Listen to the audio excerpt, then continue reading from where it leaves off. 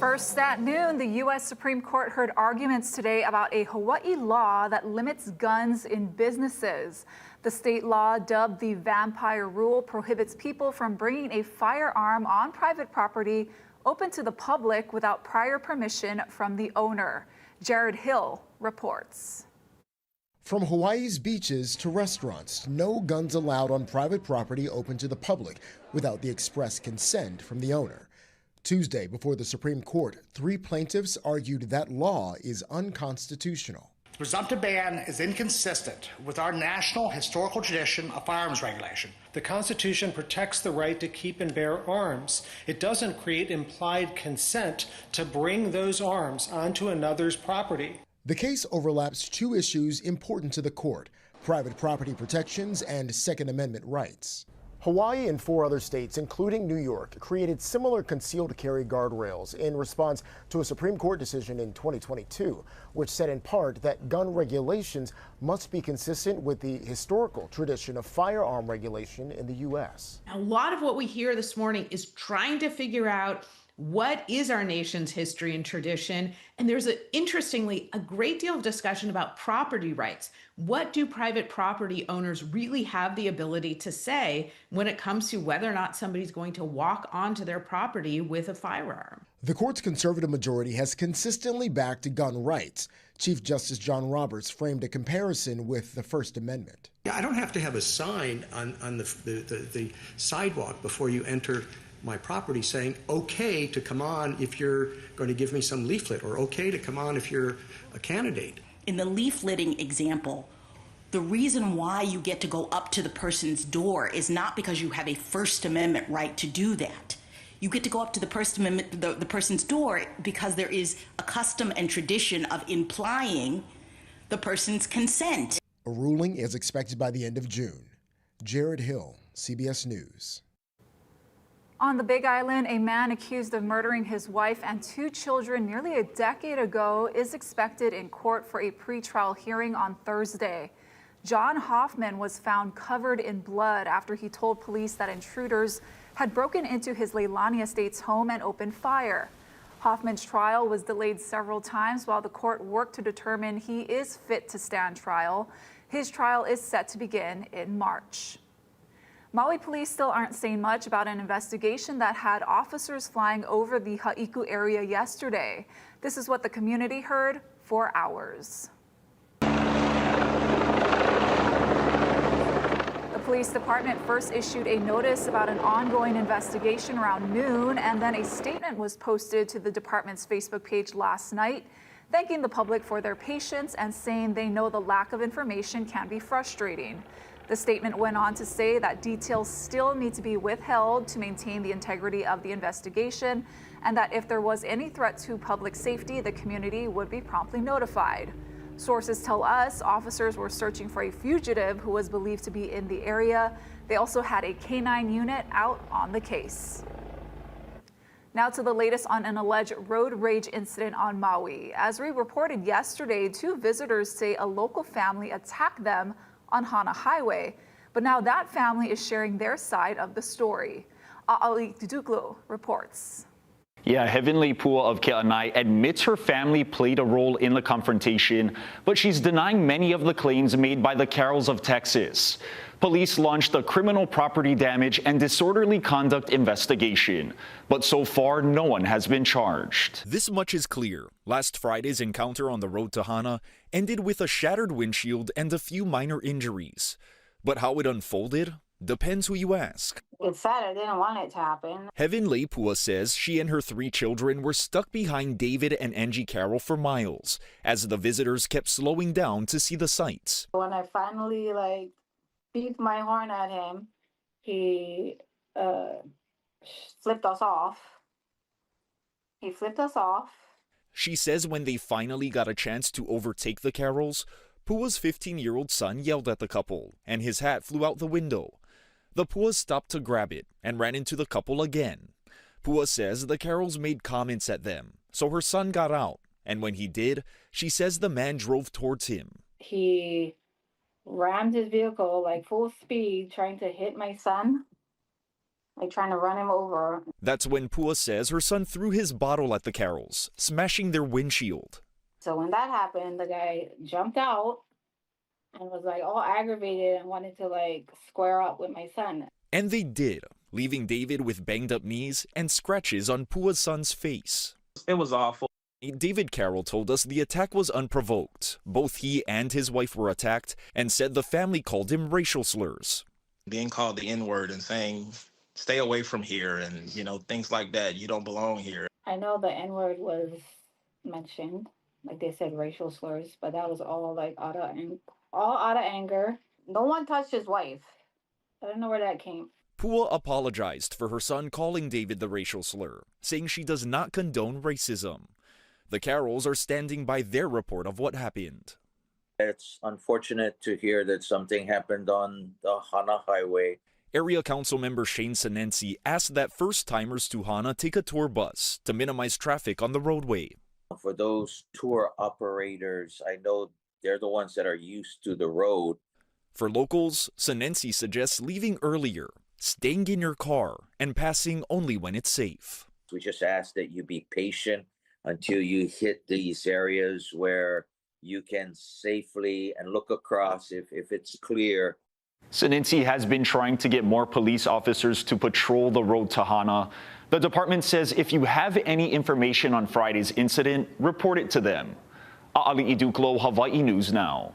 Thank you, A'ali'i.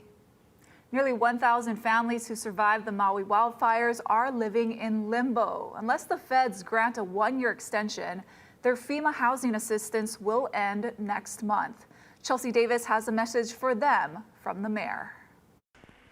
I can't go nowhere except with this. Narciso Villanor Jr., or Uncle Jimmy, has lived in FEMA temporary housing for about a year now. He's been having a hard time finding permanent housing because he's disabled. He's one of 946 households that are enrolled in FEMA's temporary housing assistance programs, which is currently set to expire on February 28th. I feel okay. If I have to move, I have to move. There's nothing you can do. While he remains optimistic, Maui County Mayor Richard Bisson is encouraging those 946 families to come up with a plan. If you're offered a place to stay as either a rental or a purchase or something that you can transition from the temporary housing, my first advice to you as a plan is to take that. The temporary housing program was initially supposed to last 18 months following the 2023 fire disaster. It was extended for a year. The mayor is now asking the federal government to extend it one more year. The feds are considering it. The request is currently sitting with the Department of Homeland Security. The secretary has that sitting on her desk, and she'll have to make a decision to approve it. In the meantime, he says the county has been working with the county council and the state government on next steps. We're not leaving you guys, okay?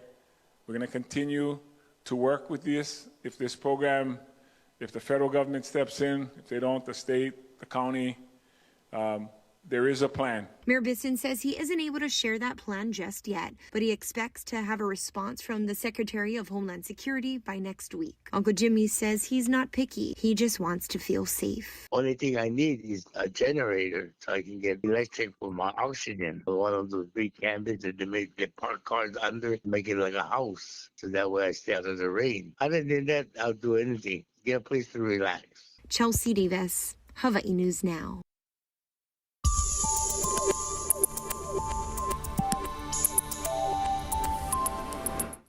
How's it on this Tuesday? It's going to be a very nice day today with lots of sunshine.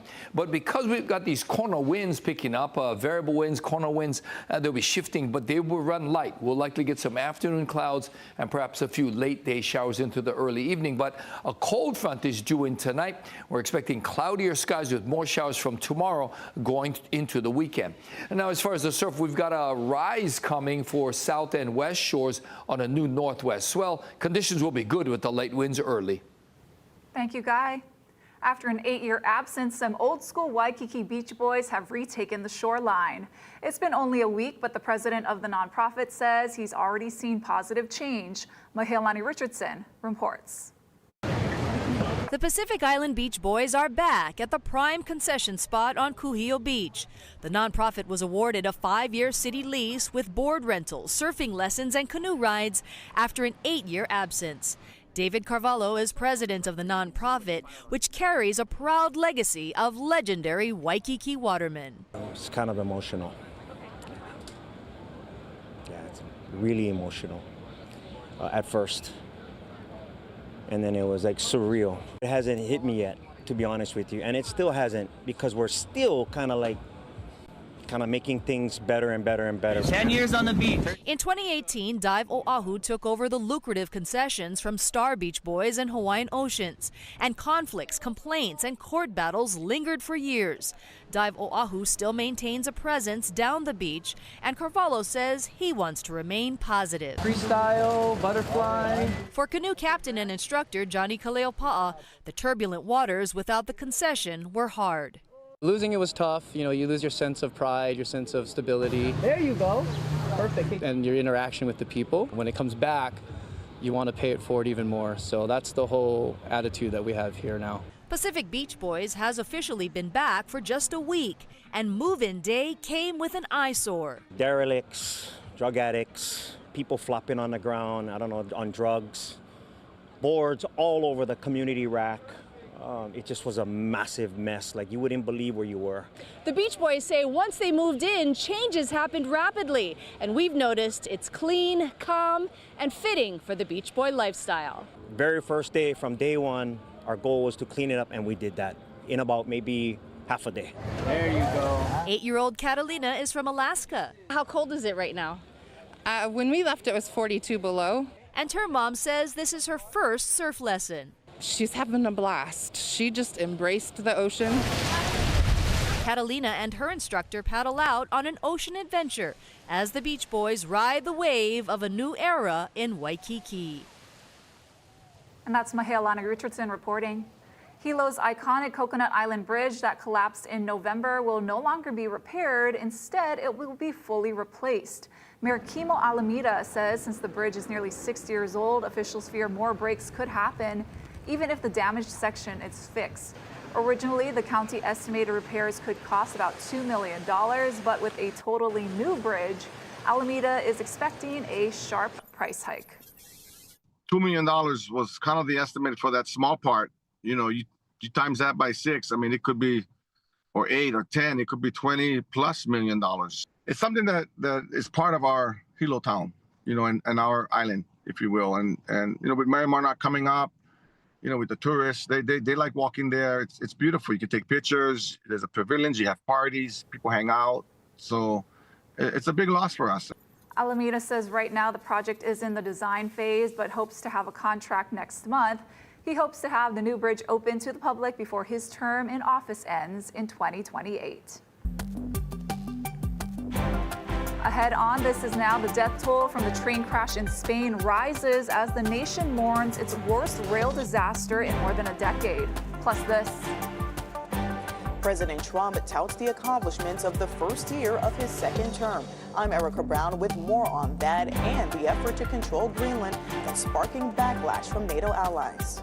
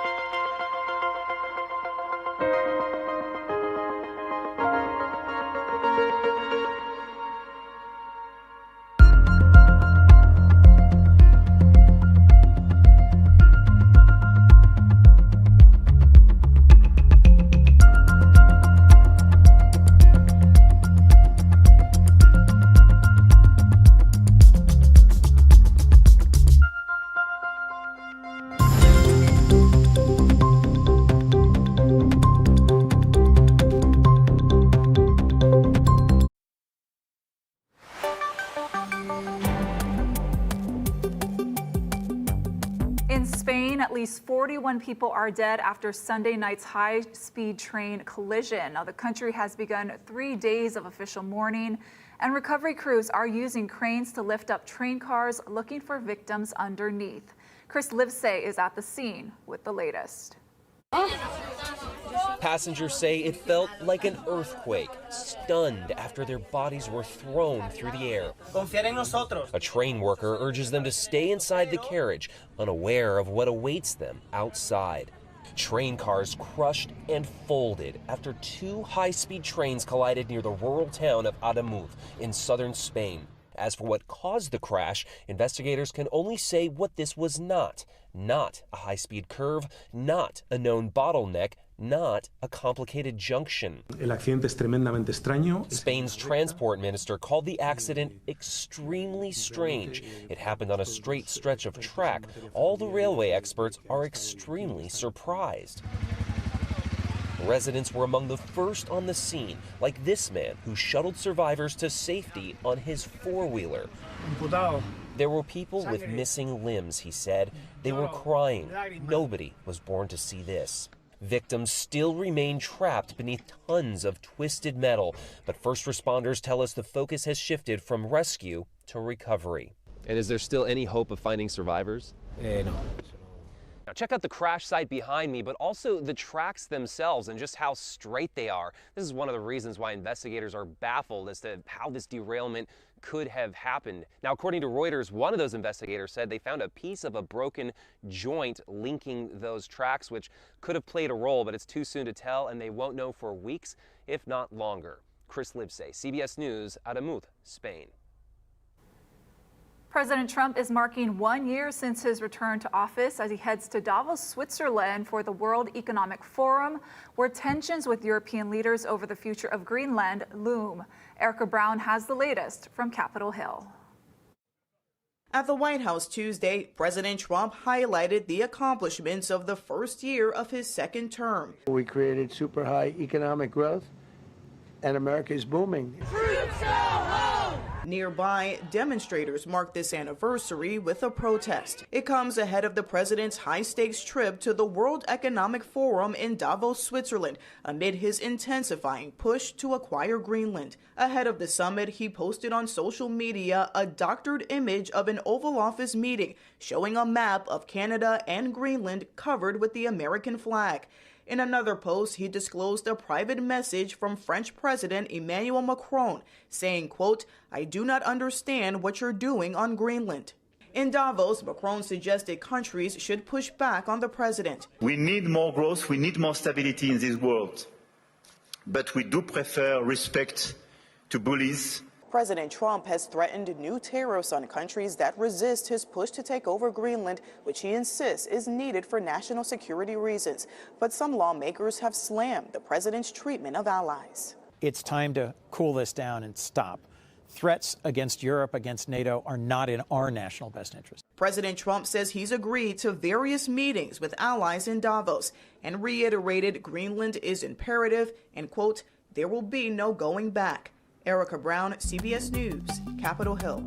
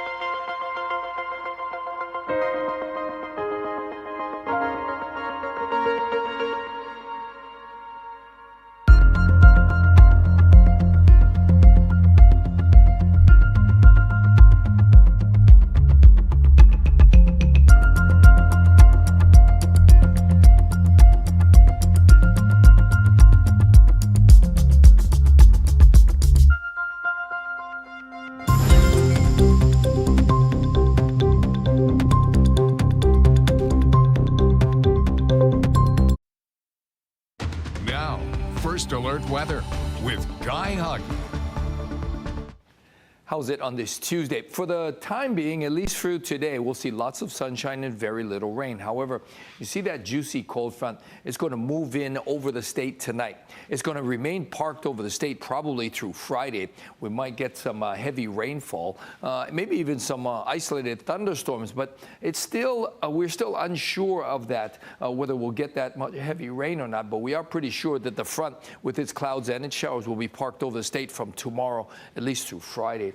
And the winds will run rather slow, and because of that, cool overnight temperatures, maybe some afternoon cloud buildups that could lead to a few showers. That's going to be the case today, but we're not expecting anything widespread until that front moves in later tonight. As far as the surf, watch out. We've got a rising swell below advisory levels, but still solid. And with the light winds this morning, conditions will be very good. Likely get onshore sea breeze, maybe a little bit messy, middle part of the day, cleaning up again in the evening, and there's not a whole lot happening for south or east shores. So get ready for a long stretch of cloudy, wet weather. We're talking tonight all the way through Friday. There'll still likely be some leftover showers Saturday and Sunday, but from Wednesday through Friday is when we expect the bulk of the rain. The weather models have been kind of all over the place, so we're not really sure of this. There is a chance for some heavy rainfall. So plan on the wet weather from Wednesday through Friday, and hopefully we'll see better conditions over the weekend. Thank you, Guy. Scientists warn climate change is causing penguins to speed up their breeding schedule, a shift that could threaten their survival in Antarctica. Tina Kraus has the story. As the coldest place on Earth warms, Antarctica's penguins are racing to keep up. Climate scientists say the birds are now breeding about 2 weeks earlier than a decade before. They are moving their breeding time at record speeds, like faster than any other vertebrate. A 10-year study used remote control cameras to capture chinstrap, adelie, and gentoo birds in dozens of colonies. These cameras tell us things like when the first penguin adults turn up to breed, when the chicks hatch. They also tell us the temperature, where those cameras are positioned.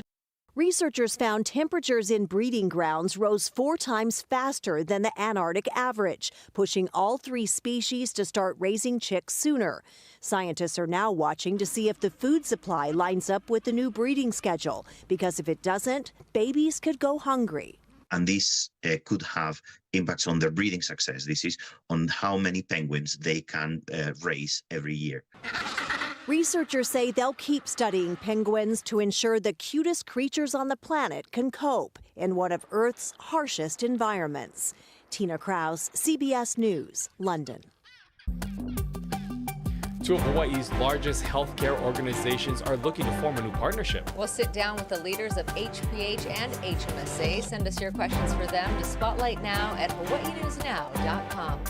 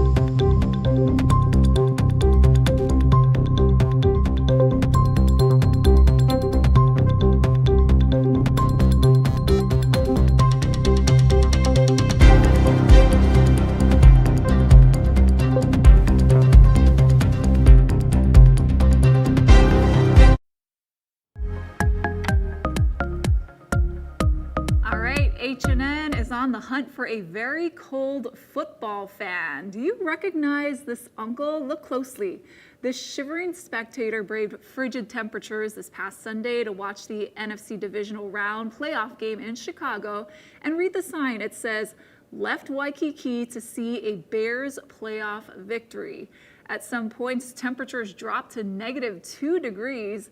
Famous podcasters from Barstool Sports were sitting right behind him, and they say he definitely needed more layers. We talked to him before, nice guy. And he was like, yeah, I flew from Hawaii. I was like, dude, it's going to be cold. He's like, oh, yeah, I'm ready. He was not ready. No. He went and bought a sweatshirt at halftime. Ooh. Every time there was a break in action, he was screaming at the cameraman, like, hey, see my sign. But listen, bear weather took him out. It was bear weather. Some friendly fire. He was fire. so dead in the second half. He had his sign out every 3 minutes in the first half. We never saw the sign in the second half because he was so cold. Poor thing. And to make matters even worse, the Bears ended up losing in overtime. But we'd still love to hear about this fan's experience. So if you know him, send us a tip at hawaiinewsnow.com. All right, thanks for watching. This is Now. We're going to have more news first at 4 right here on KHNL. Aloha.